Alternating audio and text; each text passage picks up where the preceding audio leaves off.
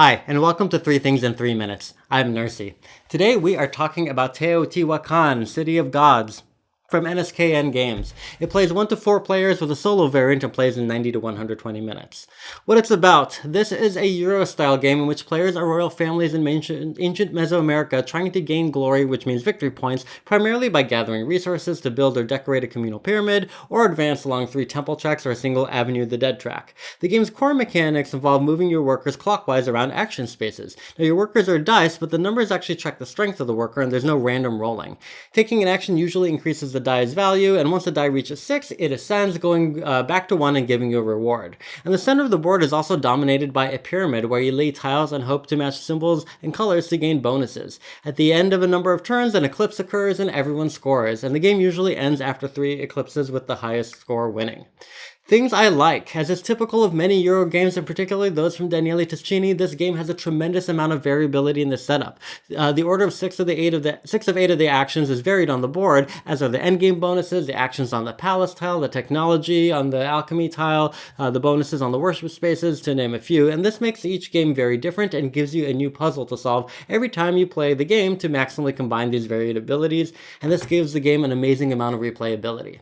The game also has a nicely commanding presence on the table, and while it's a bit big and busy, the art style is beautifully detailed and there's something very satisfying about watching that pyramid being built.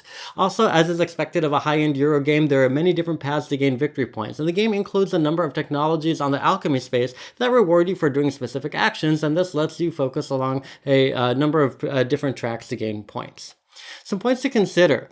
While the technologies in particular give you a number of upgraded abilities, it's hard to keep track of them and thus easy to forget them when you activate that ability. And in fact, there are a lot of small steps along the way: moving up the temple track when you take certain actions, advancing along the pyramid track when you build or decorate the pyramid, that it's easy to forget some small things along the way, especially when this game is already burning your brain plenty, which it will do.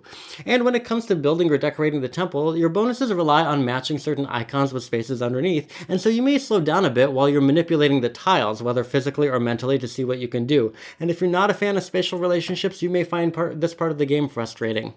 And finally, though the game is billed as up to 4 players, it's really meant for 4 players. With fewer players, you use dummy dice, which just sit there making actions more expensive until the next eclipse happens, and it's a fine workaround, but it's really not that interesting and makes it clear that the game is really just balanced for 4.